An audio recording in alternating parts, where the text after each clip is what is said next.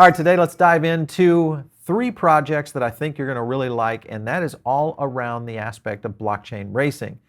We're going to dive into both stats, cover some sentiment data, and a little bit of a guide of how all these projects work. My name is Paul Barron. Welcome back to TechPath. Let's get into it today. Before we get started, though, let's jump over to iTrust Capital. I need to do some IRAs, and because the number one thing I'm doing right now is tax prep. I know everybody doesn't want to think about those things, but this is a big factor if you're looking at building long-term wealth. One thing with iTrust Capital, and I like the things they've done with their website, big changes here, really slick app if you like mobile, desktop, either way, excellent. The other thing that has really kind of impressed me over the time they've been a partner with the channel is they've really continued to build on what they're doing. And one of the things that I'm always concerned about is security. This, of course, is protected by Coinbase custody and also protected by Fireblocks for cold storage. So that eliminates a lot of the problems around single points of failure, all those kind of things that can occur when you start parking your money and your investments in different projects. So you want to go with somebody who has really put a lot of work behind this. Another thing that they've done here recently is they've added some new assets here. Let's go look at the new ones, because this is the new guys you can get over there now: Decentraland, Avalanche, Polygon, Tezos, Sushi, and Maker, all of which now I was really happy to see Avalanche come on to iTrust. I think that's one that is going to be a no-brainer for me. But if you look at long-term lockup, because remember, any kind of IRA, you want to look at 5+ years out.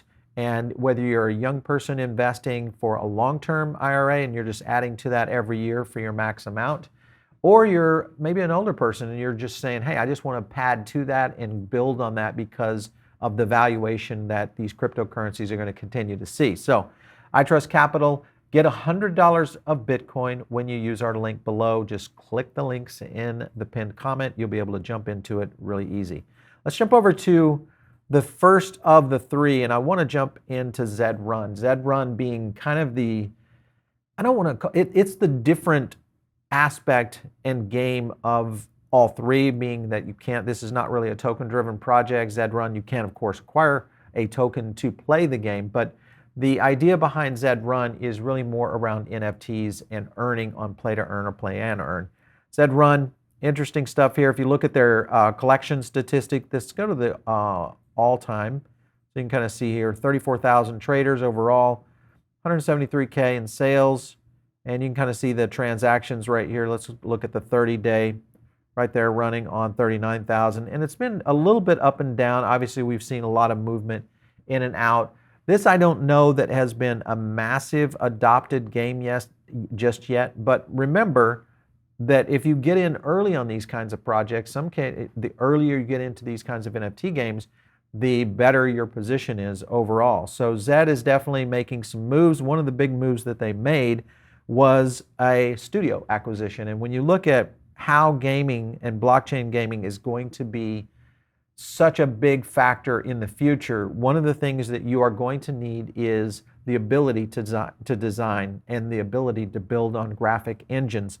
One, of course, here is Spectre Studio. It's an industry, they're using an Unreal Engine, so this is going to create another level of just immersion in some of these games. If you have not seen Unreal Engine and really taken a look at what that technology and what that can do for different kind of applications, especially in the gaming aspect, because it is used in AAA all the time, I would suggest go take a look at the Matrix trailer and what Unreal was promoting around the Matrix. It'll get you into the sense of just how real the capacity of these graphics can be. And the more we see that in these kinds of scenarios within gaming, big deal on where this is going. The other thing that's really going to play into this is going to be partnerships. Zed Run did a deal with, of course, NASCAR. This is a little older, but it is one that I see going out across all of these different deals, that we will see more and more of this. Now remember, because this is NFT and it's more metaverse play, you're going to see a lot more of those kinds of things coming into it. So I think that's the big one itself. Again, if you look at more integration, you can kind of see what they've done here with Decentraland, starts delivering royalties to the creators. But this is kind of an interesting fact in this one. They're going to be one of the first big crypto metaverses out there, I think. And if you look at whether you like Decentraland or not, the capacity is I think we will see more and more of that. But the cool example of this is going to be Battle Racers and also Zed Run, which will be directly in Decentraland. So you'll be able to do racing in the game itself, so or within the metaverse itself, without actually going to the app. So I think that is a cool feature of where this one can kind of run. And if you look at where the future is, they are going to be dropping their tokens soon. So that is one factor that you want to be on the lookout for this. When we look at Zed Run, the state of the ecosystem, we know there's much more. We will have and hit our times in terms of targets, but we will be endeavor to do better in 2022. Again, a lot of these have been, I won't say slow to respond, but remember, this is one of those niche gaming sectors that I don't know if it's going to become an explosion like what we've seen in some of the traditional gaming aspects, whether it's, RPG type style games or many others, but racing games, sports games, some of those kind of things that I think may get these niche markets and really dominate. So I'm not sure that all of these win. There's going to be a survivor. I'm just not sure exactly who it's going to be just yet. But if you look at the graphics on this one, I just want to jump to this one. We'll go out to widescreen so you guys can kind of see. Not bad. And I think it's only going to improve.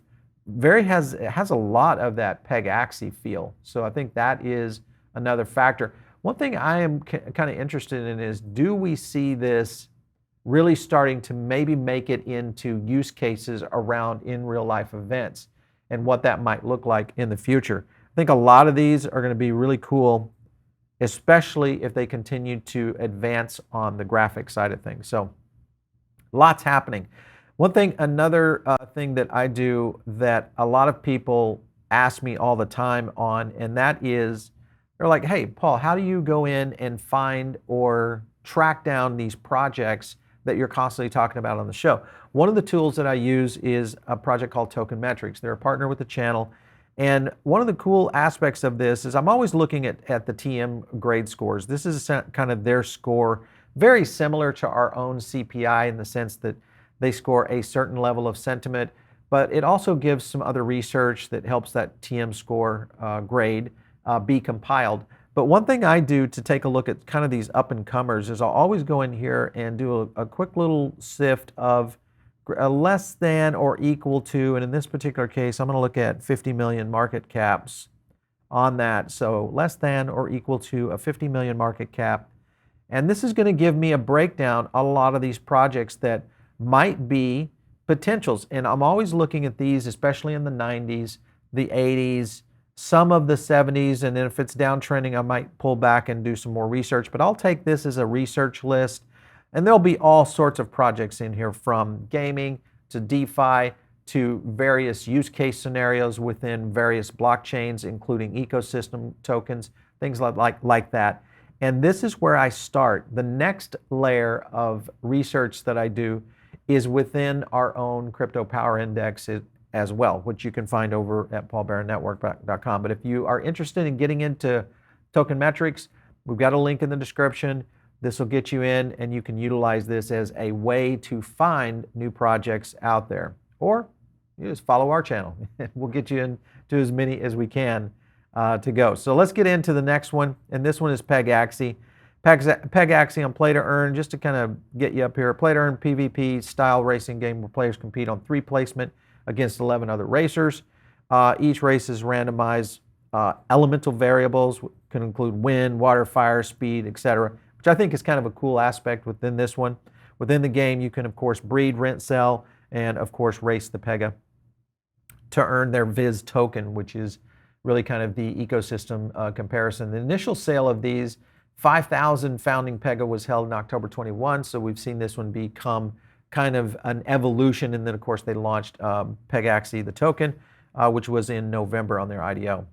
But if you look at the project itself, and I just always recommend that you should go check out these projects. This one, of course, is just go to Pegaxy Trainer, and this will get into really kind of a good element of what it is if you're new to Play to Earn and whether or not you're new to maybe in-game NFTs. One thing I would always recommend for you guys is that when we do these coverages like this, it's a market mover. Market movers will bring in sentiment, data, a lot of our own findings. It's not financial advice. Hopefully this has given you guys basically a research guide to go out there and start to take a look at things if these interest you. But one thing I'm always very cautious about in any kind of gaming projects is I really want to know how the ecosystem works and also how the gaming element works. The other factors that play into this, of course, is all the teams, how the project is going in terms of sentiment, but even more important to me is it fun to play and is it graphically entertaining? And if you get into all these, you kind of get to that point. They're moving very quickly. All right, so here's their native dashboard for Pegaxy, which does kind of give it a little bit of a differentiation on this one. And if you kind of just look, this is kind of the dashboard of the different areas, born Pegaxys, total in play, Pegaxy sales volume, and of course the solds. So if you are selling your horses, that's another aspect to it. And then versus mint versus burn ratio, all of it's climbing, that, with the exception of this period right here, which is early January. Guess what? Yeah, that is in alignment with what we've seen, which is kind of an interesting aspect for NFTs. And I'd love to get you guys' feedback in the comments on this. Did you find NFTs not really getting affected as much during this recent downturn with Bitcoin and traditional altcoins? I'm just kind of curious because we've seen a lot of NFT projects that took a little bit of a blip and then it just recorrected and didn't seem to have a narrative that aligned with what was happening in the primary market. So big deal there. All right, so their 2021 review, they did a lot of good things. It is one of those, and I think they have, if you look overall, what their ability to achieve their roadmap. We'll dive into that here in a second. But I think that's the key, is when you are looking at these projects, is really kind of looking how they are addressing their roadmap. Are they meeting their deadlines? Are they meeting their achievement levels that they've been trying to hit? So that's one thing to be aware of. Here's their roadmap, Q1. This is, of course, right now for 2022, web and mobile 3D racing. Let me zoom up on that so you guys can see it a little bit better. Web and mobile racing, swap widget. They're going to change the Pega's name feature, notification figure. Most of this is just within the app itself. They are doing the official release web game, which I think that will be a big factor. Q2, stadium event, interesting. Beta release on mobile games, initial sale, and again, more general stuff. Also, if you look at where Pegaxy is going in terms of guilds, this is going to just a quick release on their Twitter account. Again, this is just a most recent one, so this, of course, is constantly changing. And as the cryptos would say, these boys be moving.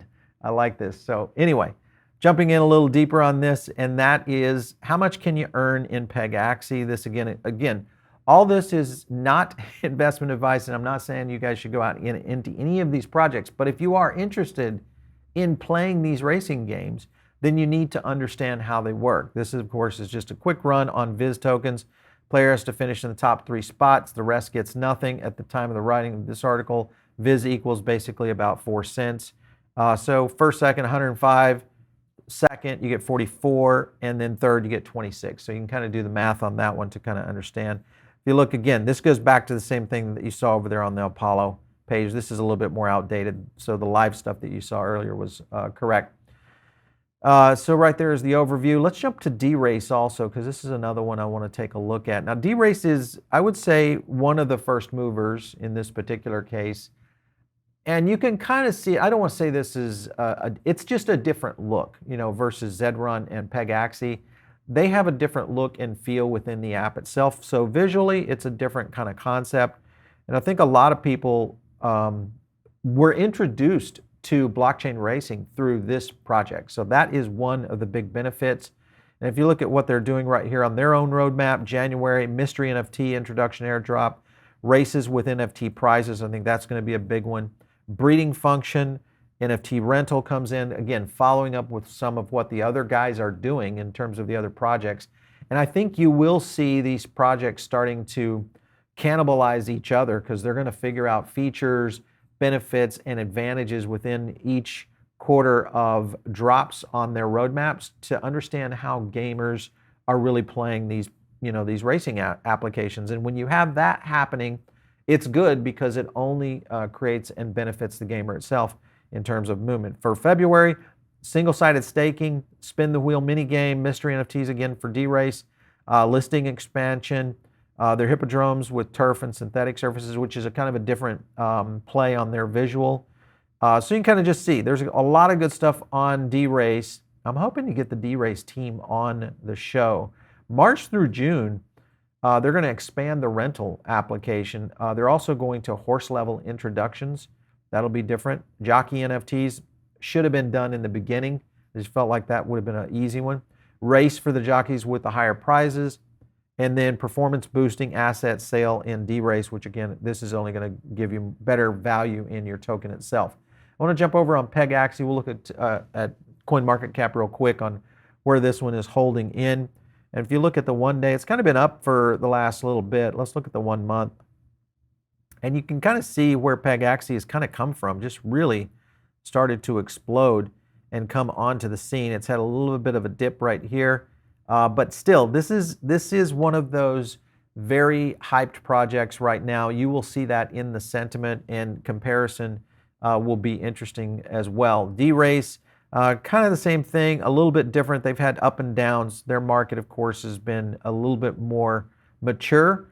If you look at their 1 year, you can kind of see where they were back here in November during the rise of the meta month, which is October, and really kind of that evolution. And that's when we saw the fall off, really. So this one, for whatever reason, seems to have a lot more relationship to traditional cryptocurrency markets, so that is something to consider as well. Just as an idea, I want to jump to a couple of things. This, of course, is the Zed Run, just some of their visuals.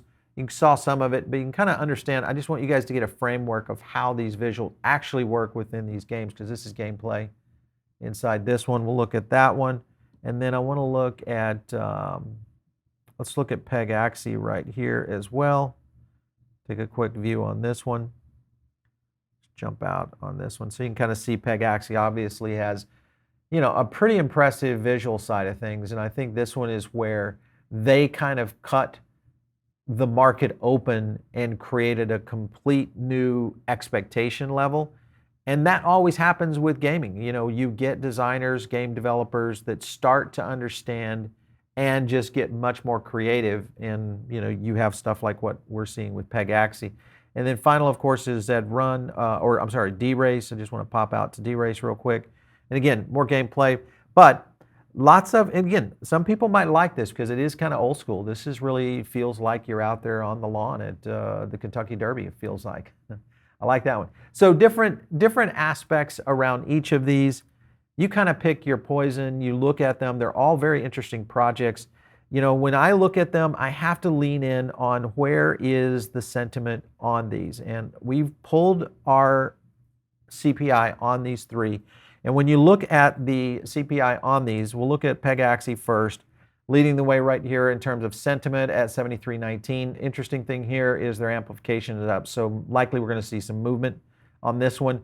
DeRace a little bit softer at 73.01, but right there on their heels in terms of sentiment. Amplification a little bit softer, but still very, very strong. And then Zed comes in at number 3 at 72.06 and a 71.55 on amplification. Now again, how the Crypto Power Index works is we'll analyze you know, the aspect of what people are talking about. It's digital conversations, which a lot of that is meme oriented. And you study that based on how people are really committed to those kinds of projects. And that gives you that sentiment layer that can usually drive price action. The other aspect of that is amplification. Amplification looks at forward indicators of how many people and or projects are being mentioned out in the social sphere on all sorts of platforms, and whether or not that is creating some sort of kind of a snowball effect. Think of it as the Metcalfe law. We talk about it a lot here. The more people talk about it, the more people get interested in it. Then you get a big influencers that start talking about it. More people get interested. That's amplification. Those people that are interested do something with the project, play it, invest in it, whatever it might be, and then boom, that's when you get price action and movement in the market. That's something that we do on the Crypto Power Index all the time, and it is something that we're getting ready to launch. If you guys are, and you haven't joined the Diamond Circle just yet, but you should. You'll click the link below. We have access to our Diamond Circle. You can go right to our website and, of course, just jump right in it. We have the new page of the CPI coming on, and This is actually being built right now. We're working on getting a new update on this, and this will give you access into where you can actually start getting all of our weekly updates, both on all the altcoin top 20s, our play to earn, our metaverse top 20s, and then the overall markets, which has a 12-week running data points for all sentiment and amplification. So lots coming with the CPI and lots coming over here on Paul Barron Network. Of course, how you get there is right through the diamond circle, so join below. All right, you guys, if you have an idea and maybe more projects in gaming that you want us to cover, just drop it in the comments below. Love to hear your input on these, and of course, you can always reach me out on Twitter. We'll catch you next time right here on TechPath.